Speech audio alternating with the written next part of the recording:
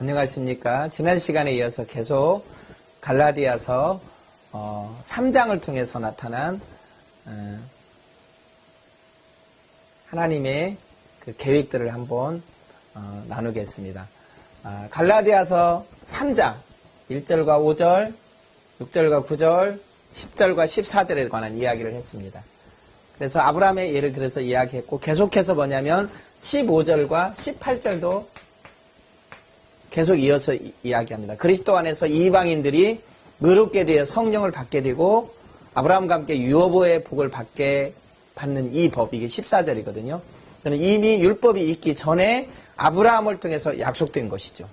그렇죠? 이미 율법이 있기 전이었어요. 아브라함이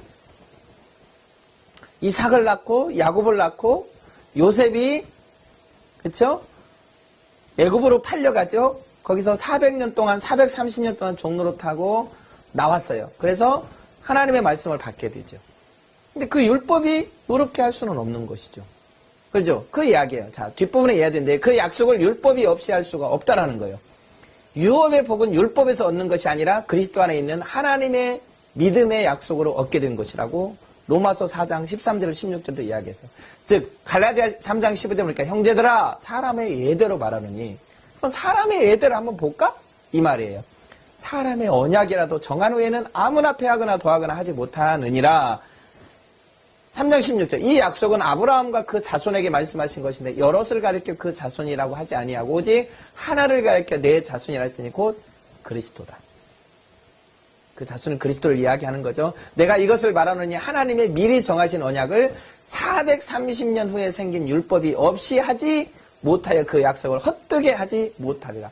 거꾸로 가지 못한다는 거예요. 아브라함이 이미 창세기 15장에 어떻게 했어요? 받았잖아요. 받아요. 뭘 받느냐? 하나님의 말씀을 믿음으로 그가 의롭다함을 받게 되잖아요. 근데 출애굽기 20장에 가면 십계명이 나오잖아요. 근데 세상에 아브라함이 이삭을 낳고 야곱을 낳고 요셉이 들어가지 않아요. 애굽으로. 그래서 거기서 어떻게 해요? 430년 동안 있다 나와서 어디 들어가요? 시내산에서 받은 율법이 어떻게 거꾸로 뒤집을 수 있느냐? 안 된다는 거죠. 사람의 예대로 말아도 안 되고 이것도 안 된다라는 거예요. 자, 그러면 3장 19절. 19절에서 24절이거든요. 그렇다면 율법은 그러면 도대체 율법은 그럼 도대체 뭐냐 이 말이에요. 율법이. 그럼 율법이 도대체 무슨 역할을 하고 있느냐 이 말이에요. 약속하신 자손이 오시기까지 있을 것이 19절이에요. 그런즉 율법은 무엇이냐? 아니 그럼 율법을 그럼 하나는 왜 주셨느냐? 그 대적자들은 바로 뭐냐면 거짓 사도들은 이 율법으로 구원받는다고 하는데 그러면 율법은 도대체 뭐냐라는 거죠. 19절 보니까 그런즉 율법은 무엇이냐? 범법함을 인하여 더한 것이라. 천사들로 말미암아 중보의 손을 빌어 베푸신 것인데 약속하신 자손이 오기까지 있을 것이라. 자, 율법의 역할에 관한 이야기를 하는 거예요. 자, 율법은 죄가 무엇인지 알지 못하는 인생들에게 죄를 알게 해요. 이게 19절이에요. 죄를 알게 한다는 거예요. 아, 이게 죄구나. 그리고 결국은 뭐냐면 그것이 그리스도에게로 우리를 인도한다는 거예요. 이게 3장 24절. 몽학선생이라는 이야기, 청직이라는 표현을 쓰는 거예요. 이같이 율법이 우리를 그리스도에게로 인도하는 몽학선생이 되어 우리로 하여금 믿음으로 말미암아 의롭게 함을 얻게 하려 하며, 몽학선생이 뭐냐면 가정교사죠. 근데 이제 아주 친절하고 그런 가정교사가 아니에요. 그래서 이 몽학선생이라는 그 그림이 이렇게 보면 휘처리를 들고 있는 그런 그 그림이 있다고 그래요. 즉 뭐냐면 율법이 뭐냐면 그리스도에게 인도하는 거죠. 자, 25절. 믿음이 온 후로는 우리가 몽학선생 아래 있지 아니한다. 그 말이 믿음이 오면 뭐냐면 이제 몽학선생 아래 있지, 율법 아래 있지 않는다라는 거죠. 너희가 다 믿음으로 말미암아 그리스도 예수 안에서 하나님의 자녀가 된 것이죠. 믿음으로 말미암아 그리스도 안에서 의롭다함을 받게 되는 것이죠. 그러면 믿음이 오기 전에는 율법 아래 매여 있다 이렇게 말하죠. 믿음이 오기 전에 23절에 전에 우리도 율법 아래 매인 바되고 계시들 믿음의 때까지 갇혔다 이렇게 이야기하고 있어요. 23절에. 믿음이 오기 전에 우리가 율법 아래 매게 되었다. 자, 그러면 율법은 우리를 그리스도께로 인도하는 선생이죠. 왜 그러냐면 인간은 누구나 율법을 보면 자신이 죄인이라는 것을 알게 돼요. 그러나 이 죄인이라는 것을 알고 나면 괴로움이 오죠. 그리고 뒤에는 뭐예요? 자신을 죄에서 건져낼 수 있는 길이 되는 십자가 앞으로 오게 되는 것이죠. 그런 면에서 율법은 우리를 예수께로 인도하는 몽학 선생의 역할을 하고 있다는 것이죠. 몽학 선생이란 아까 말했지만 아이를 돌보는 자, 어린아이에게 시종 드는 자라는 의미로 원래 6세에서 16세의 아이를 돌보는 노예 신분의 사람을 가리키는 용어예요. 또한 가정교사로서 가정의 예법을 가르치기도 하며 아이가 학교에 오고 갈 때의 길을 인도하는 노예로 이해되기도 했죠. 자, 이같이 율법이 우리를 그리스도에게로 인도하는 몽학 선생이 되어 3장 24절에요. 우리로 하여금 믿음으로 말미암아 의롭다함을 얻게 하려 함이니라. 율법이 뭐냐면 그리스도에게 인도해요. 죄인인 것을 알게 하죠. 그래서 두 손을 들게 되는 거예요. 그래서 결국 하나님 앞에 그리스도 앞에 가게 하는 역할을 하는 게 뭐냐면 첫 번째 율법의 역할이다. 자, 그러나 사람이 얻게 되는 의는 결코 율법을 통해서 들 수 없고 오직 예수 그리스도 안에서만 들 수 있다. 또 이야기하는 거예요. 21절에서 22절. 21절에서 22절. 그리고 24절.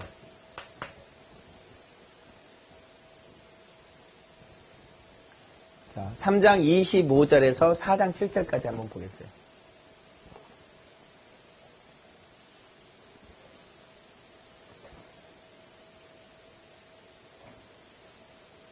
(3장 25절에서) 4장 7절. 그리스도를 통한 믿음 안에 있는 자들의 가진 은혜와 지혜예요. 자, 믿음이 온 후로는 우리가 뭐냐면 몽학선생, 곧 율법 아래 있지 않다라는 거예요. 믿음이 온 후로는 우리가 몽학선생 아래 있지 않다. 율법 아래 있지 않는 거예요. 율법의 모든 저주로부터 자유케 되고요. 그 다음에 죄책으로부터 자유케 되는 것이죠.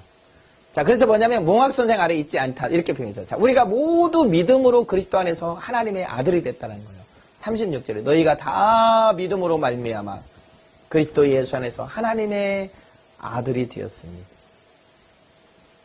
자, 27절에 보니까 누구든지 그리스도 앞하여 세례를 받는 자는 그리스도로 옷을 입었느니라. 즉 그리스도 앞하여 세례를 받는 자는 그리스도의 옷을 입었다라는 표현을 쓰고 있어요. 자, 그 다음에 뭐냐면 28절에 보니까 너희는 유대인이나 헬라인이나 종이나 자이나 남자나 여자 없이 다 그리스도 예수 안에서 하나다.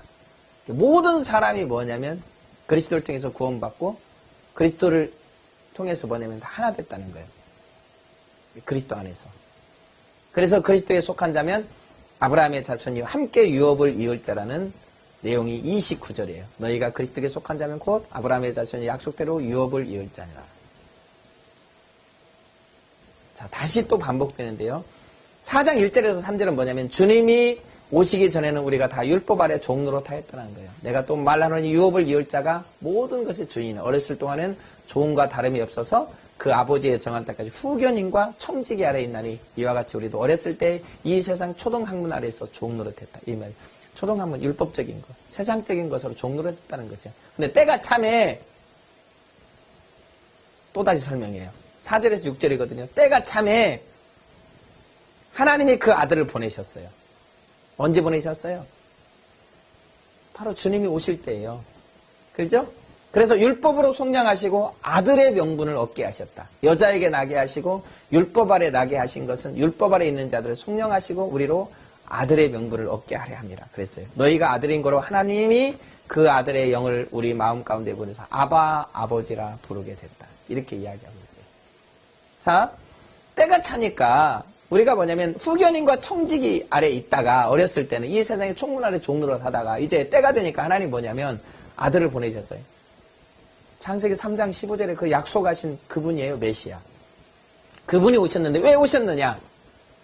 우리를 율법으로부터 속량하시고 아들의 명분을 주기 위해서 오셨다라는 것이에요.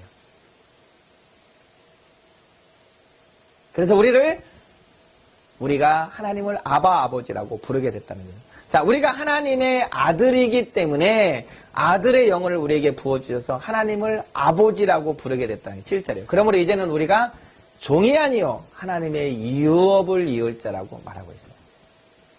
8절이에요. 자, 4장 8절에서부터 한번 보겠어요. 4장 8절에서 11절까지 보면 갈라디아 교인들이 다시 율법으로 돌아가려는 어리석음을 다시 지적하고 있거든요. 자, 그러나 너희가 그때에는 하나님을 알지 못하여 본질상 하나님이 아닌 자들에게 종로로 다했더니 이제는 너희가 하나님을 알 뿐더러 하나님이 아신 바 되었거늘 어찌하여 다시 약하고 천한 초등학문으로 돌아가서 다시 저에게 종로로 타려 하느냐 이 말이에요. 다시 율법으로 돌아가려고 그런다. 다시 전통으로 돌아가려고 하는 거예요. 그래서 너희가 날과 달과 절기와 해를 삼가 지키니 초등학문 내가 너희를 위하여 수고한 것이 헛될까 두려워하노라.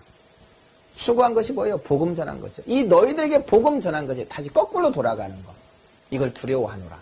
4장 12절에서 20절 보겠어요. 12절에서 20절. 이게 11절이었고요. 처음에 바울이 갈라디아에서 사역을 할 때 있었던 갈라디아 교인들이 호의적인 태도를 상기시켜요. 그때 너희들이 복음을 받아들일 때 어떠했는가라는 것이에요. 이단들의 열심은 교인들을 이간질시키기 위한 것이죠. 그래서 바울은 다시금 그들을 위해서 해산의 수고를 할 것이라고 이야기하거든요. 14절에 보니까 이렇게 말해요. 너희를 시험하는 것이 내 육체에 있으되 이것을 너희가 없은 여기지도 아니하며 버리지도 아니하고 오직 나를 하나님의 천사와 같이 또한 그리스도 예수와 같이 영접하였도다. 15절 너희의 복이 지금 어디 있느냐. 내가 너희에게 증거하노니 너희가 할 수만 있었다면 너희의 눈이라도 빼어 나를 주었으리라. 이게 뭐 사도 바울이 있는 가시가 여러 가지로 말해요. 어떤 사람은 간질이라고 말하고요. 어떤 사람은 그 다메섹 도상에서 그 빛을 봤기 때문에 눈이 안 좋았다라고 말해요. 그래서 아마 그 눈이 안 좋았다라는 것이 바로 이제 여기를 근거로 말하는데요. 너희가 눈이라도 빼어서 나를 주었다. 그러니까 바울의 복음을 듣고 그들이 너무너무 좋았던 것이죠. 그리고 그들에게 성령이 임하고요. 그러니까 성령이 그들에게 임하기 때문에 그들에게 자유가 나왔고요. 그들이 어마어마한 그런 기쁨이 그리고 회복의 역사가 있어놨죠. 그러다 보니까 뭐냐면 그 복음을 전한 바울을 좋아했죠. 그러니까 바울에게 눈이라도 빼어주려고 했다는 거예요. 그 말은 뭐냐면 그 복음을 정확히 그렇게 받아들였다는 뜻이에요. 그런데 내가 너에게 참된 말을 함으로 원수가 되었느냐. 이제는 뭐냐면 고린도 후서에 나와 있는 것 똑같아요. 중간에 유대인들이 가가지고 이간질 시켰잖아요. 이제 다시 원수가 되었느냐. 그 말이에요. 과거에 내가 너희들에게 복음을 제일 처음에 전했을 때 너희들이 나에게 어떻게 하는지 한번 생각해봐라. 그 말이죠. 자, 4장 21절에서 31절이에요. 다시금 율법 아래 있고자 하는 자들에게 비유를 들어서 설명하거든요. 아브라함의 또 이제 반복적으로 설명해요. 아까는 뭐냐면 아브라함이 하나님을 믿음의 그가 의로 여겼다라고 하면서 430년 후에 주어진 율법이 그걸 뒤집을 수 없다. 그렇게 설명하는데 이제는 뭐냐면 아브라함의 애를 또 들어서 또 설명해요. 아브라함의 두 처 곧 사라와 하갈의 이야기예요. 하갈은 시내산의 율법이고요. 땅에 있는 예루살렘을 의미하고 사라는 하늘 위에 있는 예루살렘 곧 자유자를 의미해요. 결국 계집종과 그 아들을 쫓겨나고 자유하는 자는 아들의 유업을 얻게 되는 것처럼 율법을 따르는 자들은 쫓겨나고 하늘의 예루살렘부터 오신 자유자인 예수 그리스도 안에 있는 자들이 결국 유업을 얻게 되는 것이죠. 그 이야기를 다시 예를 들어서 설명하는 거예요. 이게 나머지 부분이에요. 이것이 바로 뭐냐면 4장 21절에서부터 31절이에요. 결국은 뭐냐면 3장과 4장은 뭐예요? 아브라함의 예를 들어가지고 설명을 하고 있어요. 율법의 예를 들어가지고 그죠? 시내산의 그 예를 들어가지고 설명을 해요. 거꾸로 갈 수 없다. 의롭다함을 받는 것은 바로 뭐냐면 이렇게 믿음으로 된 것이다. 라고 구체적으로 설명을 했어요. 자, 그러면 다시 5장과 6장으로 넘어가야 되겠죠. 자, 그러면 5장과 6장은 뭐냐? 이신득의 은혜를 가진 자들의 삶은 어때야 되는 것이에요. 자, 5장 1절과 26절에 보니까 그리스도인의 자유에 대해서 이야기해요. 바울이 이미 고린도전서 8장, 10장에서 이야기했죠. 그리스도인의 자유를 어떻게 사용해야 되는지 잘 설명한 바 있어요. 본장에서도 바울은 우리가 이제는 그리스도 안에서 자유인이 되었다는 사실을 선언하고 그러나 이 자유를 잘못 사용해서는 안 되고 나아가서는 어떻게 사용하는지를 구체적으로 설명하고 있어요. 그리스도 안에서 자유인이 되었으니 다시는 율법의 종노릇 하지 말아라. 이게 1절과 5장 1절에서 11절이에요. 12절. 본문 한번 읽어보실래요? 5장 1절. 그리스도께서 우리로 자유케 하려고 자유를 주셨으니 그러므로 굳세게서 다시는 종의 멍에를 매지 말라. 이 율법의 멍에를 매지 말라는 거예요. 이 율법의 멍에라는 말이 무슨 말이냐면 이런 말이에요. 제가 이해하기로는요. 율법을 지킴으로 말미암아서 구원을 받으려고 하는 마음이에요. 그거를 인정할 뿐만 아니라 그 마음을 가지고 있는 것이죠. 이게 바로 뭐냐면 종의 멍에를 매지 말라는 거예요. 이게 설명했어요. 아브라함이 어떻게 의롭다함을 받았느냐, 어떻게 성령을 받았느냐, 안 믿는 너희들이. 응? 사라와 하갈의 이야기를 들었어요. 그리고 430년 후에 받은 율법의 이야기를 들었어요. 근데 너희들이 이거 아니지 않느냐, 거꾸로 갈 수 없지 않느냐. 그러니까 너희들이 이미 그를 믿음으로 구원을 받고 성령을 받았는데 왜 거기에 플러스 율법? 그래서 너희가 뭐냐면 이 율법으로 구원을 받는다고 생각하면 이 율법을 모두 다 지켜야 된다. 그렇게 설명해요. 하나라도 안 지키면 안 된다. 뒷부분에 설명하거든요. 만일 할례를 받는 자가 있다면 그는 율법 전체를 지킬 의무가 주어진다는 것이 이게 3절이에요. 내가 할례를 받는 각 사람에게 다시 증가하니. 왜냐하면 할례를 받음으로 의롭다함의 대열에 띠낀다라고 생각하거든요. 그는 율법 전체를 행할 의무를 가진 자니라. 안식일 교인들 안식일 지켜야 구원받는다고 그러죠. 그 사람들 구원 받을 수 있겠어요? 갈라디아서 5장 3절에 명쾌하게 이야기하고 있어요. 율법으로 구원함을 받는다는 사람. 이건 불가능한 거죠. 자, 율법으로 의롭다함을 얻으려고 한다면 이는 그리스도에게서 끊어진 것이다. 율법 안에서 5장 4절이에요. 율법으로 의롭다함을 받는 사람, 하려고 하는 사람은 그리스도에서 끊어진 자다. 자, 읽겠어요? 5장 4절. 율법 안에서 의롭다함을 얻으려 하는 너희는 그리스도에 끊어지고 은혜에서 떨어진 자들이야. 율법으로 의롭다함을 받으려고 하면 우리의 의도는 우리의 어떠한 의로도 하나님의 의에 들어갈 수는 없죠. 그래서 우리의 의는 걸레 같다고 그랬죠. 이사야서. 그리스도에게서 끊어지고 은혜에서 떨어진 자다. 자, 할례나 무할례자가 아무 의미가 없으되 오직 믿음으로만 효력이 있다. 그 말이에요. 외적인 할례, 무할례 이것이 구원의 조건이 아니라는 거예요. 자, 6절 보겠어요. 그리스도 예수 안에서 할례나 무할례가 효력이 없어요. 그렇죠? 즉 뭐냐면 율법으로는 구원의 효력이 없다는 거죠. 사랑으로서 역사는 결국 믿음으로만이 뭘 믿어요? 예수 그리스도. 십자가에 못 박히신 예수 그리스도. 다시 부활하신 예수 그리스도. 그렇죠? 다시 오실 예수 그리스도. 그분을 믿는 것이죠. 자, 너희가 요동케 하는 자들의 심판을 받을 거야. 나는 너희가 아무 다른 마음도 품지 아니할 줄을 주 안에서 확신하노라. 5장 10절이에요. 그러나 너희를 요동케 하는 자는 누구든지 심판을 받으래. 요동케 한다는 말은 뭐예요? 할례를 받아야 구원을 받는다 라고 말하는 사람들이죠. 자, 너희의 자유를 육체의 기회로 삼지 마라. 이제는 뭐냐면 그 육체의 기회로 삼지 말아라. 그 자유를 줬잖아요. 이제 할례 율법에 대한 자유. 오직 사랑으로 종로로 타라. 이게 13절에서 26절이에요. 바울은 앞에서 그리스도 안에서 자유를 얻은 자들이 율법의 종로로 해서는 안 되지만 또 한편 그렇다고 아무렇게나 사는 죄의 종로로 돼서도 안 된다는 점을 강조하고 있어요. 그러면 우리가 어떻게 해야 될 것인가 가르치면서 오직 사랑으로 종로로 탈 것을 말하면서 새로운 삶의 기준을 가르치고 있죠. 이게 고린도전서 8장과 10장 이야기예요. 자, 13절 보겠어요. 5장. 형제들아 너희가 자유를 위하여 부르심을 입었으나 그러나 그 자유로 육체의 기회를 삼지 말고 오직 사랑으로 서로 종로로 타라. 동일한 이야기를 하죠. 그러니까 이 율법은 이제 안 지켜도 된다. 이게 아니죠. 그 율법이 결국은 뭐냐면 구원의 조건은 되지 않지만 하나님의 율법으로 또 우리에게 자유를 주셨지만 그 율법을 통해서 뭐 하라는 거예요? 육체의 기회로 삼지 말고 그 자유를 사랑으로 종로로 타라는 것이죠. 그게 구원의 조건이 아니고 자, 온 율법은 그리고 내 이웃 사랑하기라는 내 몸과 같이 하시는 한 말씀에 이르렀다. 그래서 결국은 이 율법은 뭐냐면 사랑으로 완성이 됐어요. 그 사랑의 결정체는 십자가의 사건이죠. 근데 우리가 잘 보겠어요. 예를 들면 너희가 도둑질하지 말아라. 근데 여러분 사랑하면 도둑질 하겠어요? 아들을 사랑하는데 아들의 돈을 도둑질 하겠어요? 간음하지 말아라. 아니 저 상대를 사랑하는데 간음할 수 있겠어요?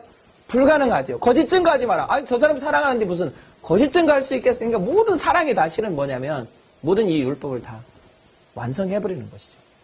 어떤 그런 의미로 우리가 율법을 볼 수도 있고 사랑을 볼 수도 있지만 진짜 사랑은 뭐냐면 십자가의 사랑이죠.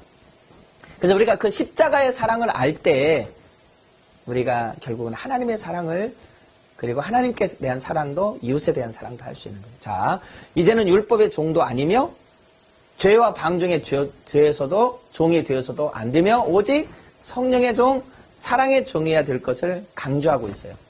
그래서 성령의 종과 육체의 종의 애들을 설명하고 있어요. 그게 16절에서 26절이에요. 굉장히 중요한 이야기죠. 이게 육체적인 소욕과 성령에 관한 역사에 관한 이야기들을 하고 있어요. 자, 내가 이르노니 너희는 성령을 쫓아 행하라. 그리하면 육체의 욕심을 이루지 아니하리라. 성령을 쫓아 행하라. 그렇게 말했어요. 로마서 10장 9절과 10절을 보면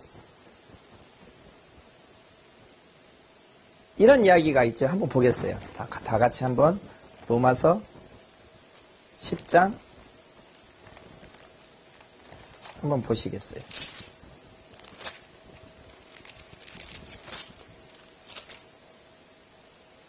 내가 만일 내 입으로 예수를 주로 시인하고 또 하나님께서 그를 죽은 자 가운데서 살리신 것을 내 마음에 믿으면 구원을 얻으리니 마음으로 사람이 마음으로 믿어 의에 이르고 입으로 시인하여 구원에 이른다. 자, 보겠어요. 우리는 십자가에 죽으신 예수님에 대해서는 잘 알아요. 십자가의 사건이죠. 이 사건이 뭐냐면 우리를 구속하신 사건이잖아요. 그렇죠? 속죄. 대가를 지불하고 우리를 구해냈어요. 영원한 저주 가운데. 그래서 우리가 뭐냐면 하나님의 백성이 된 것이죠. 근데 뭐냐면 이것만 말하면 안 돼요. 부활의 이야기에서 부활. 죽은 자 가운데서 다시 살아나신 것을 믿는 거거든요. 이게 부활의 사건이에요. 여러분, 그죠? 부활이 없으면 우리의 믿음도 다 헛것이라는 거죠. 그래서 우리가 뭐냐면 그리스도의 십자가의 사건을 믿고 부활을 믿는 사람들이 뭐냐면 구원을 받는데 여기 조건을 이야기하고 있어요. 또 다른 조건인데 뭐냐면 입으로 예수를 주로 시인하여 하나님께서 죽은 자 가운데서 살아나는 거죠. 이게 주로 시인한다는 것은 뭐냐면요. 로드. 주인이에요, 주인.